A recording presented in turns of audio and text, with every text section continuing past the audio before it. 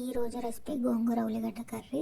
దానికి పచ్చిమిరపకాయ, ఆనియన్స్, కరివేపాకు, గోంగూర. ఒక కట్ట గోంగూరకి 3 ఆనియన్స్ వేసుకున్నా, 4 కూడా వేసుకోవచ్చు. మంచిగా ఆయిల్ వేసి ఆవాలు, జీలకర్ర, పచ్చిమిరపకాయ, కరివేపాకు, ఆనియన్స్. కరివేపాకు ఆప్షనల్, అంటే మ్యాండేటరీ ఏం కాదు, నేను వేసా అంతే. పచ్చిమిరపకాయలు నేను కొంచెం ఎక్కువ వేసుకున్నా, లాస్ట్లో కారం వేసుకోలేదు. కారం వేస్తే నాకు ఎందుకో ఫ్లేవర్ పోయినట్టు అనిపించింది. సో పచ్చిమిరపకాయ ఎక్కువ వేసేసుకొని ఆనియన్స్ చిన్న చిన్నగా చాప్ చేసేసుకొని ఉప్పు, పసుపు 2 వేసి ఫ్రై చేయాలి.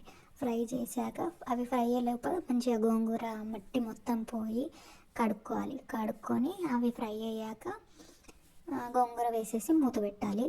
మూత పెట్టాక 5 to 10 మినిట్స్లో గోంగూర ఉడికిపోతుంది, పెద్ద టైం తీసుకోదు. సో అది వేసాక మళ్ళీ కొంచెం సాల్ట్ టేస్ట్ చూసుకొని, సాల్ట్ పడితే సాల్ట్ వేసుకోవచ్చు. లాస్ట్లో కరివేపాకు వేసుకోవచ్చు, నాకు అది కూడా అవసరం లేదనిపించింది.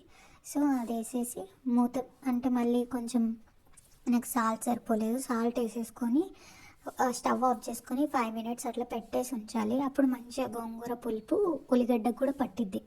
సో అంటే దాని పులుపు ఏమి ఎక్కువ, అంటే ఉల్లిగడ్డ వేయడం వల్ల పులుపు మొత్తం పోతుంది అనుకుంటారు, కానీ లేదు, ఉల్లిగడ్డకు కూడా మంచిగా పులుపు పట్టి వేడి వేడి అన్నంలో పెట్టుకొని, ఒక పెద్ద ఉల్లిగడ్డ అంచుకు పెట్టుకొని వేడి వేడి అన్నంలో పెట్టుకొని తింటే బాగుంటుంది.